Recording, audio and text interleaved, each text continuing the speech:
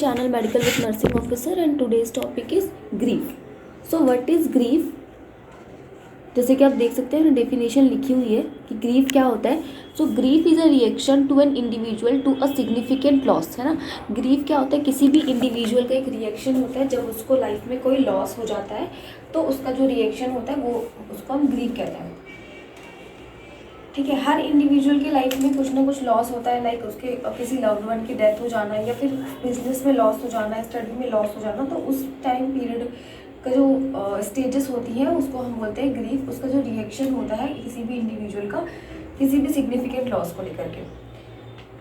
And अगर दूसरी चीज़ में देखें तो it is defined as the emotional process. क्या होता है? ये एक इमोशनल प्रोसेस होता है ऑफ कोपिंग विद लॉस. जो भी उसको लॉस हुआ है लाइफ में उसको किस तरीके से कोप कर रहा है, जो इमोशनल प्रोसेस है वो होता है. The reality of loss can be applied to the absence of anything that is significant और मीनिंगफुल टू आवर एग्जिस्टेंस. ठीक है. सो ग्रीफ क्या होता है कि किसी भी अगर किसी की लाइफ में कोई चीज़ है जो बहुत इंपॉर्टेंट है उसके लिए और उसका लॉस हो जाए, ठीक है, तो उसके लॉस के बाद जो उसका रिएक्शन होता है वो होता है ग्रीफ का टाइम पीरियड होता है. This is called grief. So आज हम ग्रीफ डिस्कस करने वाले हैं एंड ग्रीफ के साथ साथ हम कुछ थियोरीज भी डिस्कस करेंगे. जो थियोरीज दी है ग्रीफ से रिलेटेड उसको डिस्कस करेंगे. So welcome to my channel medical with nursing officer and today's topic is grief. So let's start it. इससे पहले सेक्रेटरी की बहुत सारी वीडियो अपलोडेड है, अगर आपने नहीं देखी है तो आप प्लेलिस्ट में जाकर के देख सकते हैं. एंड सो ग्रीफ का डेफिनेशन हो गया.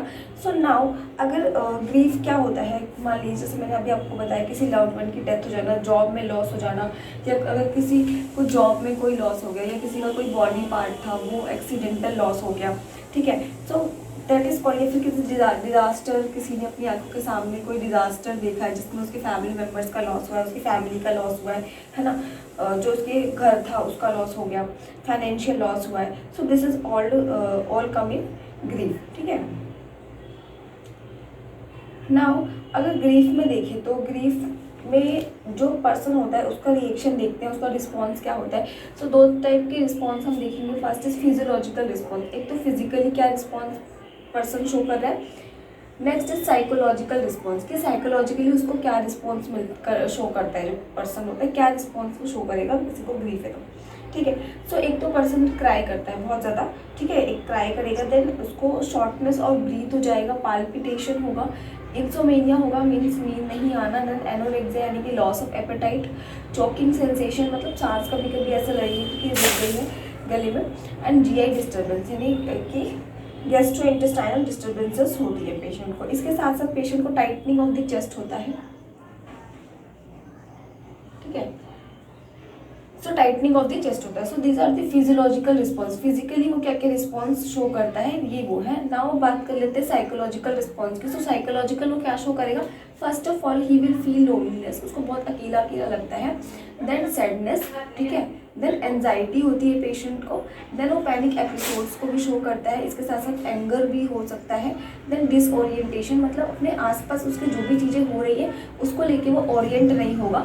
ठीक है. So and next is low self esteem होगा. जो पेशेंट होता है उसको क्या होता है कि लो सेल्फ स्टीम होता है.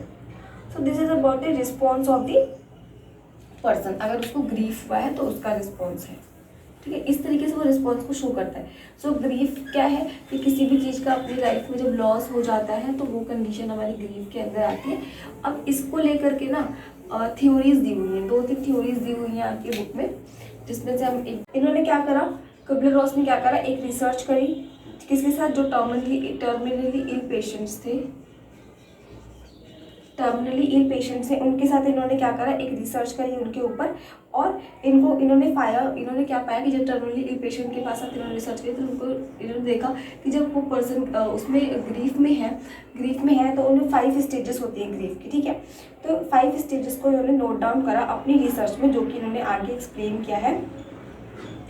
तो उस एक एक स्टेज को हम अभी पढ़ेंगे. ठीक है.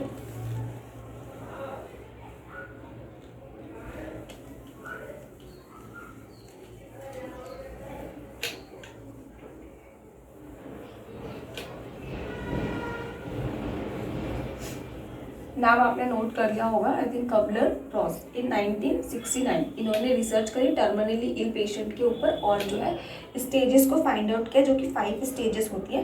सो फर्स्ट स्टेज जो है, फर्स्ट स्टेज है डिनाइल स्टेज, ठीक है। डिनाइल स्टेज, डिनाइल स्टेज में क्या होता है कि ये एक तो ये स्टेज होती है शॉक वाली स्टेज होती है। कौन सी स्टेज होती है? शॉक।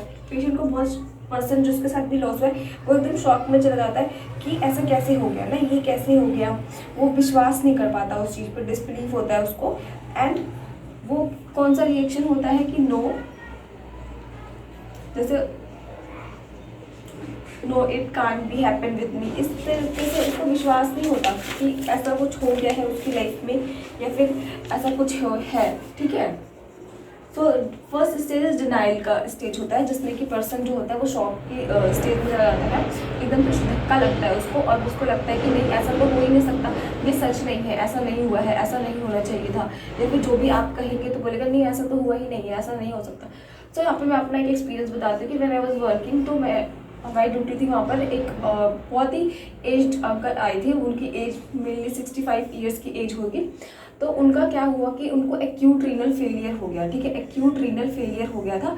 सो इस टाइम पे क्या हुआ कि वो बहुत दिनों से एडमिट थे और उनको डायबिटीज़ भी था, डायबिटीज़ मेलाइटिस के पेशेंट थे, इसके साथ उनका एक्यूट रीनल फेलियर हो गया। तब उनको पता चला कि उनको डायलिसिस के लिए जाना पड़ेगा, ठीक है, डायलिसिस के लिए जाना पड़ेगा। तो उस टाइम पे बहुत ही एक हार्ड सिचुएशन थी बताने के लिए उनको कि आपको डायलिसिस कराना पड़ेगा और आपका जो है एक्यूट रीनल फेलियर हो गया है, अब डायलिसिस ही कराना पड़ेगा। सो जब उनको डॉक्टर्स ने बताया कि आपको डायलिसिस कराना पड़ेगा टाइम टू टाइम पे, तो ऐसा था कि वो बिलीव नहीं कर रहे थे, है ना। तो वो बार बार बोल रहे थे कि नहीं ऐसा नहीं हुआ, मैं बिल्कुल ठीक हूँ और ऐसा नहीं हो सकता। तो बार बार वो इसी चीज़ को बोल रहे थे कि नहीं आप लोग झूठ बोल रहे हैं, ऐसा तो हुआ ही नहीं है, मैं बिल्कुल ठीक हूँ, मुझे पता है। सो ये कंडीशन जब किसी पर्सन के साथ होती है तो सबसे पहले तो मानने से इनकार कर देता है, फर्स्ट स्टेज होता है डिनाइल स्टेज, ठीक है। सो एकदम से उसको धक्का लगता है कि ऐसे कैसे हो गया, ऐसा नहीं हो सकता।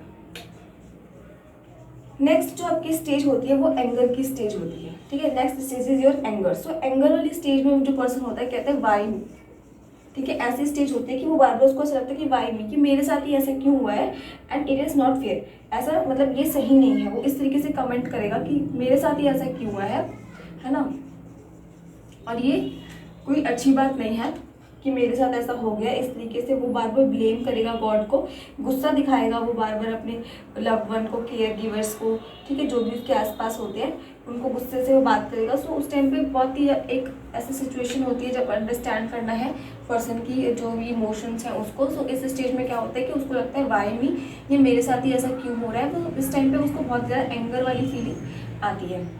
नेक्स्ट स्टेज इज बार्गेनिंग, ठीक है। Next stage is bargaining. So next stage होता है बार्गेनिंग, जिसमें कि अब वो क्या करते हैं कि वो मान लेते हैं कि चलो ये चीज़ें हो गई है, कोई बात नहीं, अब मैं अगर ये ठीक हो जाती है तो मैं इस तरीके से करूँगा। अगर मेरे को थोड़ा सा और टाइम मिल जाए जीने के लिए तो मैं अपने फैमिली मेम्बर के साथ अच्छे से रहना चाहूँगा, ठीक है।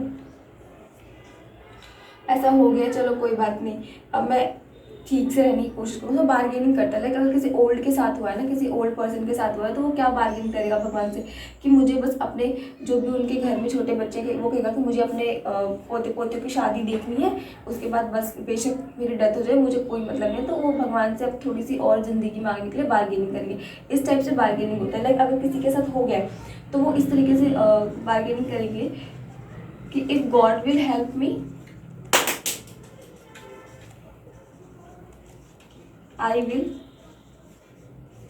help others और गो टू टेम्पल डेली, ठीक है। सो इस तरीके से बार्गेनिंग वाली स्टेज होती है कि वो बार बार रिक्वेस्ट करते हैं कि चलो ऐसा हो गया कोई बात नहीं, बट थोड़ी सी लाइफ मुझे और चाहिए, थोड़ा सा मुझे ठीक कर दे ताकि मैं अपनी लाइफ की आने वाली चीज़ों को देख सकूँ, है ना। ताकि जो भी ज़िंदगी अब बची है जो भी टाइम पीरियड बचा है उनके पास, या फिर जो भी उनका जो लॉस हो गया मान लीजिए, तो उसको वो सुधार सके, चलो इतना नहीं तो इतना ही मिल जाए, है ना। इस तरीके से हम करते हैं। सो ये होता है आपका बार्गेनिंग वाला स्टेज, जो कि थर्ड स्टेज है। ना हमने 3 स्टेजेस पढ़े, अब है फोर्थ स्टेज जो कि आपका होता है डिप्रेशन। डिप्रेशन में क्या होगा कि during this stage the full impact of the loss is experienced. अब जो पर्सन है उसको एक्सपीरियंस हो गया है, वो क्या करता है कि उसको मतलब मान लेता है कि इतना लॉस मुझे हो चुका है, और अब वो क्या करेगा कि इस टाइम पीरियड में बहुत ज़्यादा डिप्रेस रहना स्टार्ट कर देगा।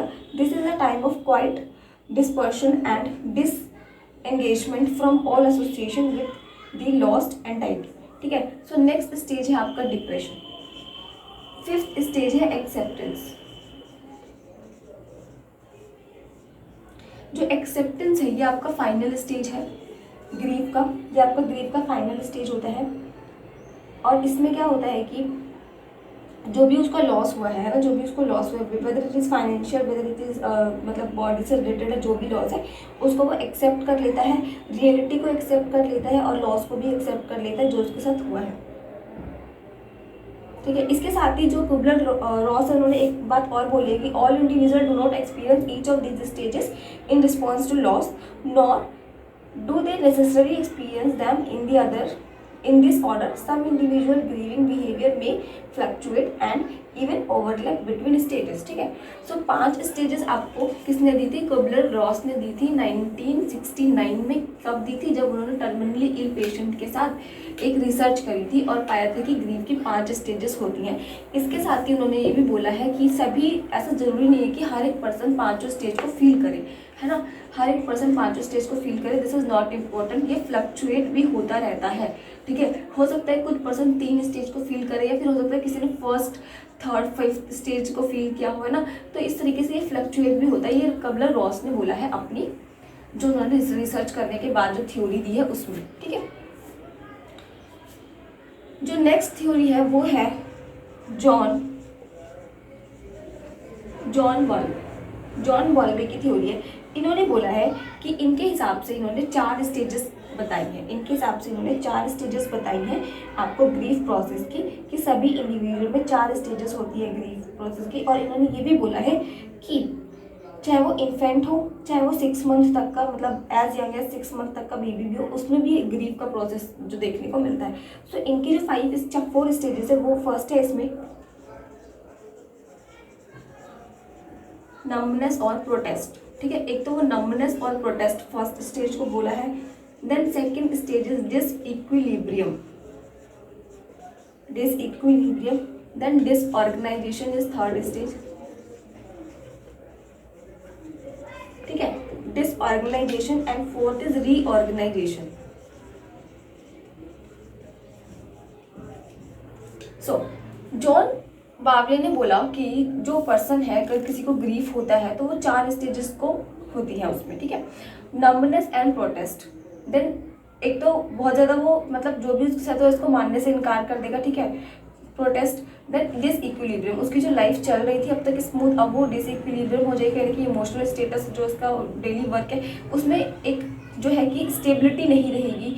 देन डिसऑर्गेनाइजेशन, है ना, ऑर्गेनाइज जो चल रहा था अब तक, पैटर्न चल रहा था, अब वो कहीं ना कहीं डिस्टर्ब हो जाएगा, एंड फोर्थ स्टेज में उन्होंने बोला रीऑर्गेनाइजेशन, जिसमें कि पर्सन क्या करेगा, अपनी जो भी चीज़ें डिस्टर्ब हुई हैं उसको रीऑर्गेनाइज करने की ट्राई करेगा कि हो सकता है कि मैं इसको दोबारा से ठीक कर सकता हूँ, जो होना था वो हो गया, चलो अब जितना बचा है मैं उसके साथ ही आगे अपनी लाइफ को जीने की कोशिश करूँगा। सो ये आपको बोला है जॉन बावले ने।